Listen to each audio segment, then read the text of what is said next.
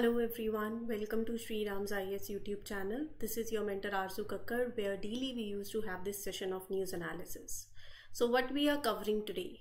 This is a list in front of you. We'll discuss it in a very comprehensive manner, keeping all those perspectives in our mind. Prelims perspective, means perspective, and the things that are very much in news, जहाँ से आपको एक मतलब a kind of discussion. and आज का जो topic है चर्चा का वो तो ऐसा है कि यूपीएससी प्रीलिम्स में लास्ट अभी यहाँ से सवाल भी पूछा गया था. सो इन चीज़ों को कवर करेंगे in a very detailed manner. Before starting मुझे पता है कि आप सबको पता है करना क्या है.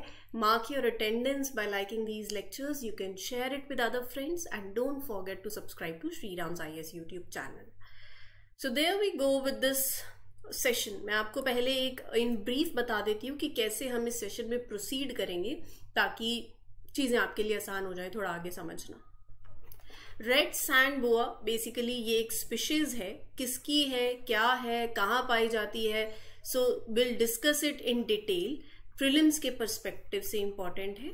Then you have a sanctuary, gibbon sanctuary. Basically इसका नाम है होलंगपर gibbon century.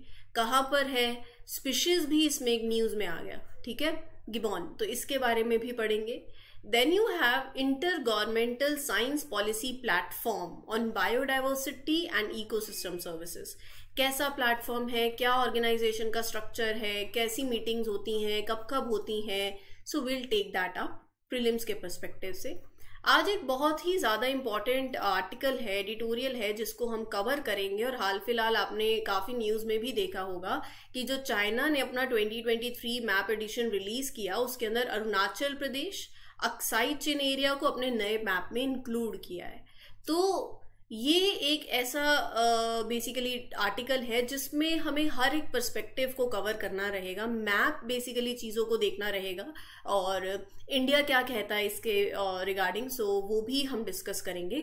That is your topic of, you can say editorial section में चला जाता है ये topic. And then you have, जिसको हम चर्चा करेंगे जिस आर्टिकल पे, वो है नेशनल स्पोर्ट्स डे 2023. सो यूपीएससी ने ना स्पोर्ट्स पे भी सवाल पूछने शुरू कर दिए. अब नेशनल स्पोर्ट्स डे 2023 कब होता है, क्या थीम है, क्या हिस्ट्री है, क्या सिग्निफिकेंस है, एक जनरल आइडिया आपको होना चाहिए. नाम से ही पता चल रहा है आप स्पोर्ट्स डे क्यों मनाते हो. मतलब यू वांट टू एक ऐसा दिन होगा जब आप ये स्पोर्ट कल्चर की, you will emphasize the importance of regular exercise, एक हेल्दी लाइफस्टाइल हो, जो बच्चे आगे स्पोर्ट्स में अपना फ्यूचर देखते हैं, एंड ब्रिंगिंग पीपल टुगेदर, किसी भी बैकग्राउंड से हो, किसी भी लैंग्वेज से हो, कोई भी बिलीफ हो, right. So this day serves as a catalyst. अब नेशनल स्पोर्ट्स डे पे थोड़ी और चर्चा करते हैं. बहुत ही सिंपल चीज़ें हैं लेकिन yet very important. Major Dhyanchand ji का नाम सबने सुना होगा, हॉकी के लेजेंड रहे हैं. सो बर्थ एनिवर्सरी उनकी होती है 29 अगस्त. बेसिकली ये दिन है जब पहला नेशनल स्पोर्ट्स डे ऑब्जर्व किया गया था. इसका ऑब्जेक्टिव ही यही है, to commemorate the birth anniversary of the hockey legend major Dhyanchand ji. Significance यही है कि देखो यहाँ पर फिजिकल फिटनेस को, चाहे लोग कोई भी एज के हों, सब में एनकरेज करना कि रेगुलरली डेली एक्सरसाइज करो, एक हेल्दी लाइफस्टाइल हो, right. So that is why this day is observe. तो स्पोर्ट्स कल्चर को और ज़्यादा आप डेवलप करना चाहते हो. अभी मैंने हाल फिलहाल हमने स्पोर्ट्स के रिगार्डिंग बात ही करी थी. Neeraj Chopra, right, javelin throw, तो यहाँ पर गोल्ड मेडल जीता. किसमें जीता, कौन सी चैंपियनशिप थी, कमेंट सेक्शन में मुझे बताना, क्योंकि ये हमने आर्टिकल कुछ 2-3 दिन पहले ही कवर किया है. तो एक स्पोर्ट्स कल्चर को आप आगे लेके जाना चाहते हो, जो बच्चे स्पोर्ट्स में अपना फ्यूचर देखते हैं उनको और ज़्यादा एनकरेज करना. सो ये पूरा का पूरा ये दिन जो है ऑब्जर्व किया जाता है, हर साल होता है. और इस बार की थीम थी sports are an enabler to an inclusive and fit society, right. National sports federation portal launch, it is for the good governance. थोड़ा मेजर ध्यानचंद जी के बारे में पढ़ लेते हैं. हॉकी प्लेयर रहे हैं, इंटरनेशनल हॉकी इन्होंने खेला है 1926 से 1949.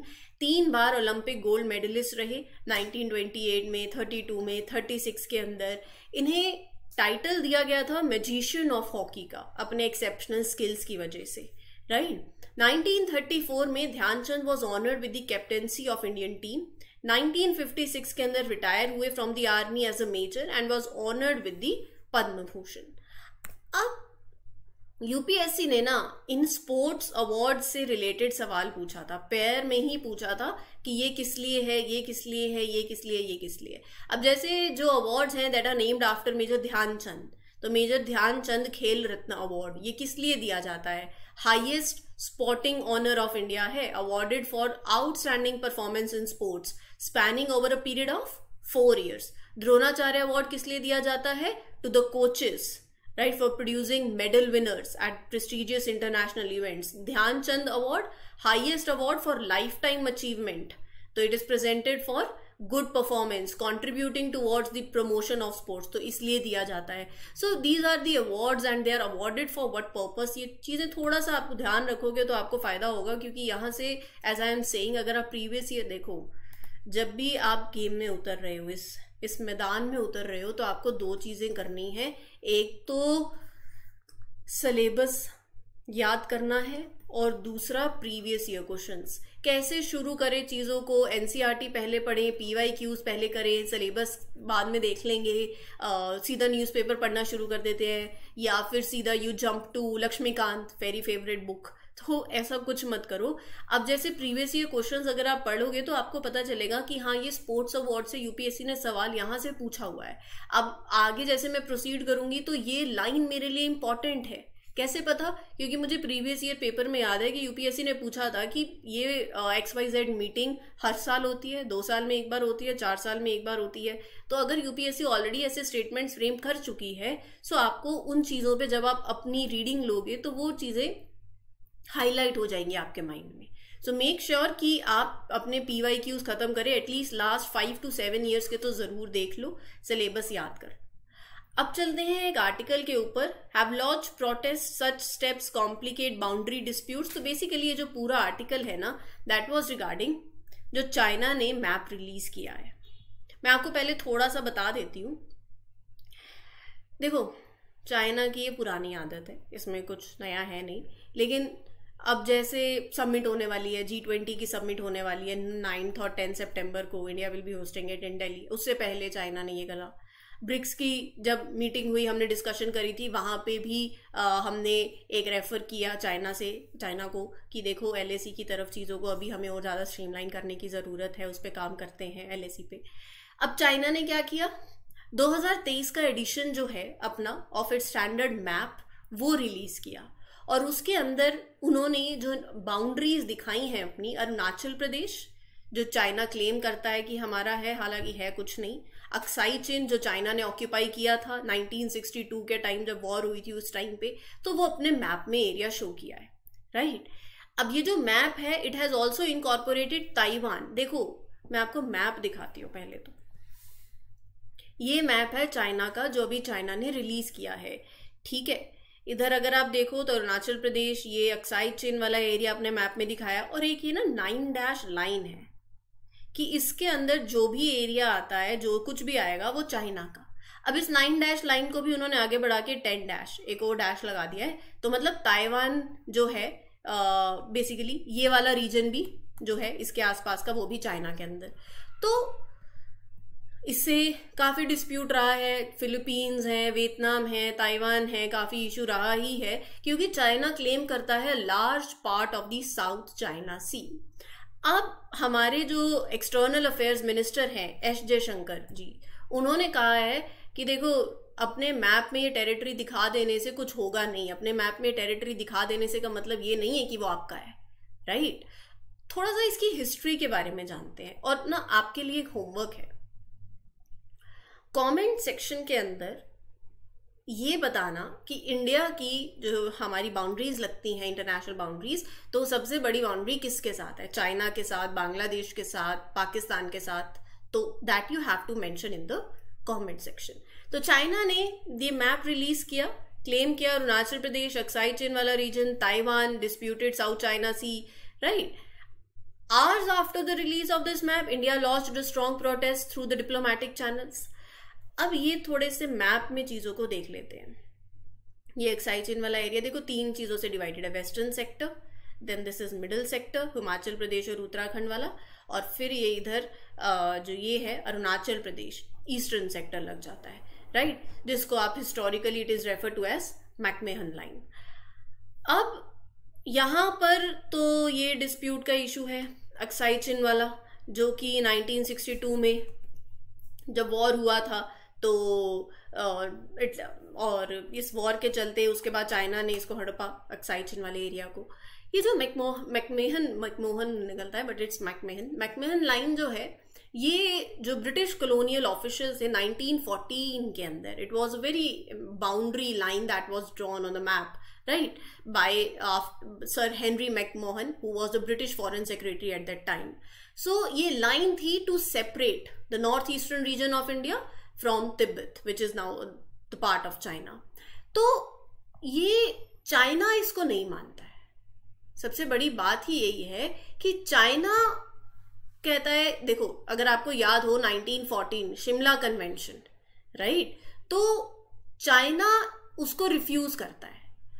अब इससे दिक्कत है, देखो चाइना के ना, अगर मैं आपसे बात करूं तो चाइना ने अभी तक क्या कुछ किया है इन इश्यूज को लेकर, मैं उसकी भी आपको एक लिस्ट जो है वो जरूर आपके साथ शेयर करूंगी, क्योंकि ये चीजें देखो इंपॉर्टेंट है, समझने वाली बातें हैं कि अभी तक चाइना ने क्या किया है, इंडिया ने क्या स्टेप्स लिए हैं अरुणाचल प्रदेश को लेके। अगर चाइना ये सब कर रहा है तो इंडिया क्या स्टेप्स ले रहा है, और अभी तक चाइना ने बॉर्डर डिस्प्यूट को लेके क्या क्या किया है।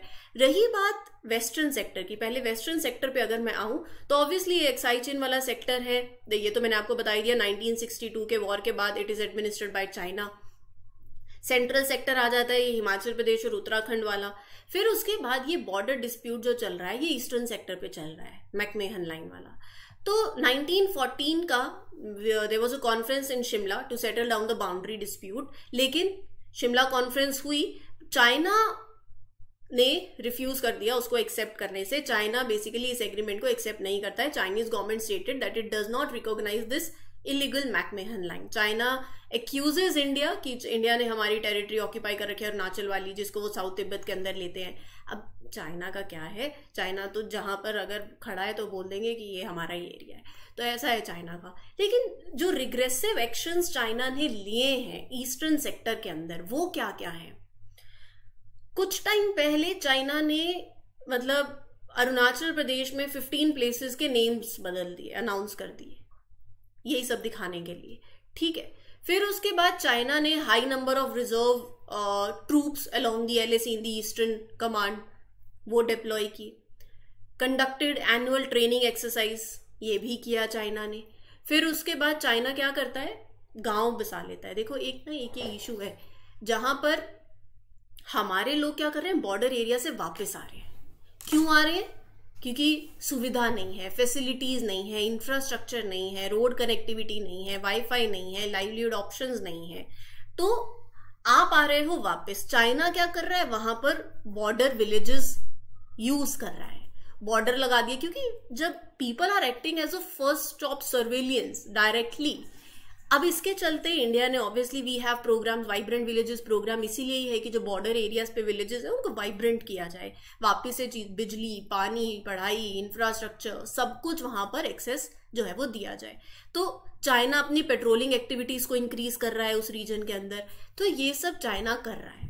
इंडिया क्या कर रहा है, देखो चाइना का ना बहुत बड़ा इंटरेस्ट है इस रीजन में। अरुणाचल प्रदेश एक शील्ड की तरह काम करता है असम के लिए, इधर नागालैंड है, इधर म्यांमार से बॉर्डर लगता है, एक शील्ड है। और चाइना के क्या किस टाइम क्या मंसूबे हो जाए कुछ नहीं पता चलता, तो एक बहुत ही स्ट्रॉन्ग शील्ड है। अब इधर चाइना का बहुत ज्यादा वेस्टेड इंटरेस्ट है तवांग में। क्यों है, सवाल ये आपके मन में आना चाहिए। जो एक्शंस हैं जो चाइना ने लिए हैं इन द ईस्टर्न सेक्टर, ये मैंने आपके साथ शेयर कर दिए हैं। लेकिन इससे पहले इंडिया क्या स्टेप्स ले रहा है थोड़ा सा और जानते हैं कि चाइना के इतने इंटरेस्ट तवांग रीजन में क्यों है। मैं आपको मैप में दिखाती हूँ वापस से।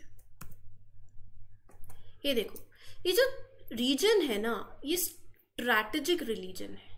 अगर आपके यहाँ देखो रिजर्व्स हैं तो आप कभी भी डिप्लॉय कर सकते हो, लार्ज पार्ट आप कवर करते हो। एक स्ट्रैटेजिक लोकेशन है जो प्रोवाइड करती है access to several vital areas. It lies close to Bhutan, right. तो एक क्रूशियल पॉइंट है। और चाइना के हिस्टोरिकल क्लेम्स भी हैं।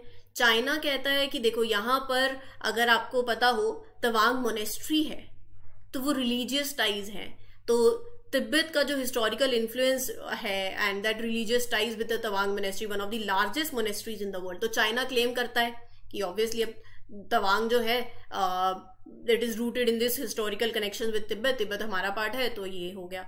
फिर उसके बाद चाइना को एक और डर भी है।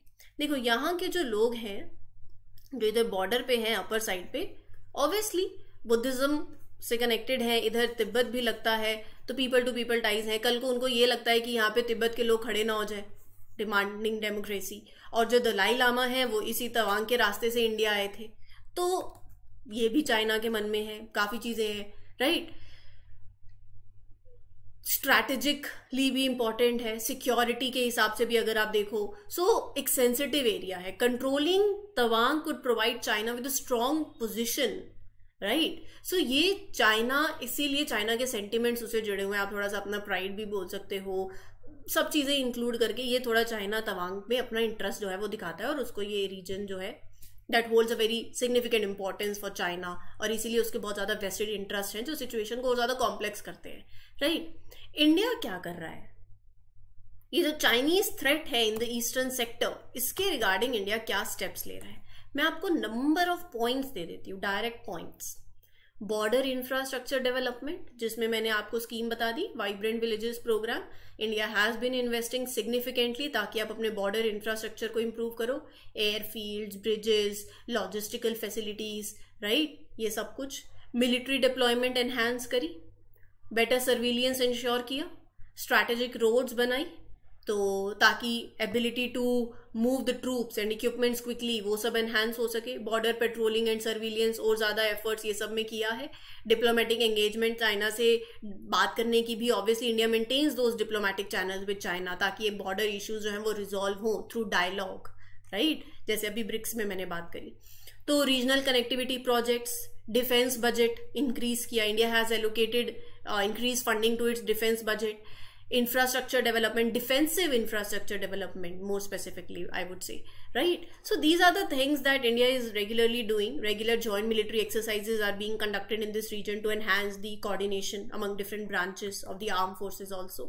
So eastern sector के अंदर ये सब कुछ इंडिया जो है इंटेलिजेंस, सर्विलियंस, रिकॉइंसाइंस ये सब कर रहा है, और it is working towards mitigating the threat to vulnerable chicken's neck area. अगर आपको याद हो सिलीगुड़ी कॉरिडोर, मैप में याद जरूर देखना, एक नैरो स्ट्रिप ऑफ लैंड है जो नॉर्थ ईस्ट इंडिया को रेस्ट ऑफ इंडिया से कनेक्ट करता है। ये बहुत अभी पीछे जब इशू हुआ था डोकलाम वाला, ये सिलीगुड़ी कॉरिडोर वाला, तो India is working toward these things and India is ensuring full operational preparedness to take care of any contingency. So these are some of the steps that are taken by India to counter these Chinese threat in the eastern sector. तो ये important है आपके लिए, चीज़ों को थोड़ा सा ध्यान में रखना, आपके मेंस के पर्सपेक्टिव के लिए इंपॉर्टेंट है। आपसे इंटरव्यू में यहाँ पे सवाल पूछा जा सकता है कि चलो बताओ क्या कर रहा है चाइना, क्या कर रहा है इंडिया, क्या कर रहा है, आपका क्या टेक है। मेंस में भी आपका जो व्यू पॉइंट है वही झलकता है। तो ये सारी चीज़ें इंटरनेशनल रिलेशंस में जो हो रही हैं, एक आंसर लिखने के लिए बहुत ज़्यादा ज़रूरी है कि ये बातें आपको पता हों। उसके बाद let's move on to the next article, prelims के पर्सपेक्टिव से important. Scientist suggested rerouting the railway track running through the Hollongapar gibbon sanctuary. पढ़ लेते हैं इसके बारे में। 2004 के अंदर इसको ऐसा रीनेम किया गया था, पहले it was gibbon wildlife sanctuary. Assam में है, जोरहाट डिस्ट्रिक्ट के अंदर, आइसोलेटेड प्रोटेक्टेड एरिया है of evergreen forest, right. Vegetation अगर मैं यहाँ की बताऊं तो it is dominated by hollong tree, evergreen shrubs, herbs, so ये सब कुछ आपको स्पीशीज देखने को मिलेंगे। फिर उसके बाद वेस्टर्न होलॉक, ये मैं अभी आपको बताऊंगी, ईस्टर्न असमीज मैक और लंगूर, तो ये सारा फ्लोरा एंड फना स्पीशीज आपको देखने को मिलेंगे। इंपॉर्टेंट है इस स्पीशीज के बारे में जानना, जहां से डायरेक्टली सवाल बन सकता है। हुलॉक गिबॉन सबने पढ़ा ही होगा, सुना होगा, जिसने नहीं सुना कोई बात नहीं, पढ़ लेते हैं। Imagine you are looking at a big family of animals, उसमें से hoolock gibbon is like the only cousin उस फैमिली में से that lives in India. So it is a special kind of animal called an ape, or whatever you pronounce it as. So this the Hulot gibbon's home, it includes places like Bangladesh, eastern Bangladesh, part of India's northeast, Myanmar, southwest China. So they love living in warm forest in these areas. And the apes come in different size, right? The Hulot gibbon is one of the smallest and the fastest apes. They live in forests in the parts of Asia, जैसे कि मैंने आपको बताया ही सही. And now see, this Hulot gibbon, unique to India's northeast, is one of the 20 species of gibbons. It is categorized into two, western and eastern. They are extremely intelligent. और इनके दोनों के बारे में बता दूं अगर, वेस्टर्न Hulot gibbon और ईस्टर्न Hulot gibbon. सो जो वेस्टर्न वाला है, it has much wider range, found in all the states of north east, Brahmaputra river से लेके दिबांग रिवर तक के बीच में, एंडेंजर्ड कैटेगरी में है. ईस्टर्न वाला वल्नरेबल कैटेगरी के अंदर है, और ये आपको इसका वाइड रेंज है वेस्टर्न का. ईस्टर्न वाले का थोड़ा सा स्पेसिफिक पॉकेट्स में आपको देखने को मिलेगा, अरुणाचल प्रदेश के, असम के, China, right, north east, Myanmar. So ये बात है, थोड़ा सा डिफरेंस जो है वो याद रखना. Next is IPBES. क्या है? Intergovernmental science policy platform on biodiversity and ecosystem services has gathered at Bonn, Germany for the bodies 10th plenary. तो आप जान लो IPBES के बारे में. बहुत ही सिंपल टर्म्स में बता देती हूँ, समझा देती हूँ, लेमैन टर्म्स में. ये स्टेटमेंट्स तो आप खुद भी पढ़ सकते हो, आपके सामने पॉइंट्स लिखे हुए हैं. It is a special group that is formed by different governments around the world. It started in 2012 to help the governments make smart decisions about the nature and environment. 2012 में it is an independent intergovernmental body. तो होता क्या है, क्या करती है इस group का काम क्या है? To collect the information and facts from scientists about plants, animals, the places they live in, ecosystem. They study how these things help people, how we can take care of them, right? So it provides policymaker with objective scientific assessments, right? And this independent body was inspired by IPCC and Millennium Ecosystem Assessment. So basically, they got this idea from these two groups. Kya it is a part of UN? So even though IPBES is not directly a part of United Nations, it works with them. UNEP helps IPBES providing services to make things run smoothly. India की involvement? Yes, India is one of the country that is a part of it, right? तो अगर आपसे पूछ लिया जाए तो बता देना, yes, India is a member. That is very important. तो इस ऑर्गेनाइजेशन की स्ट्रक्चर की बात करूँ, plenary, the governing body, once per year they usually meet, the member states, very important. अभी recently had its 10th meeting in Germany. So ये आपके लिए important है. ऑर्गेनाइजेशन स्ट्रक्चर में plenary is the main group in charge. It is made of representatives from the countries that are a part of it. तो साल में एक बार ये मिलते हैं and they talk about things that are related to nature and environment. Observers, they are like guests, right? So they include countries that aren't in IPBES yet, organizations like that deal with nature, many other groups that are interested in the environment, वो सब. Bureau, very important. Team that looks after how IPBES works. It has IPBES chair, 4 vice chairs, 5 more officers, right? Expert panel, 5 expert participants from each of the 5 UN regions overseeing the functions, scientific and technical functions, stakeholders, expert groups. So, secretariat. तो ये इसका organizational structure है. Last but not the least that we have to cover is your red sand boa. A report by Wildlife Conservation Society India has pointed out 172 incidents of seizure of this red sand boa between 2016 to 2021. थोड़ा सा picture देख लोगे तो याद रहेगा. Non वेनेमनस species है, found through out the dry parts of Indian subcontinent. Oviparous or nocturnal, spends majority of its time under the ground. तो ये सारी चीजें यूपीएससी आपसे पूछ सकती है. So it is a kind of snake that is found in dry areas of India, Iran, Pakistan. Poisonous नहीं है, मतलब it means मतलब it bite won't harm the humans. Reddish brown color का है, looks thick, its tail is quite thick, making it seem like it has 2 heads. Habitat इसका underground most of the time. Why it is important? Because this red sand, reddish brown and thick, this snake you can say, इसका importance जो है वो क्या है? Maintaining, basically display a significant role in ecosystem by maintaining a healthy population between prey and predator. It's helpful in keeping the balance of nature. It eats animals that might become pests, so it helps control their population. Near threatened है, schedule 4 में है, sites में appendix 2 के अंदर है. So these were the important things that you have to remember. And this was the whole session today. मैं उम्मीद करती हूँ आपको सेशन अच्छा लगा हो. अच्छा लगता है तो लाइक शेयर सब्सक्राइब ज़रूर कर दिया करो. You can let me know in the comment section, and we'll meet you tomorrow on this platform with other important articles. This is your mentor Arzu Kakkar signing off for today. Happy learning everyone. Take care. Best of luck. Thank you.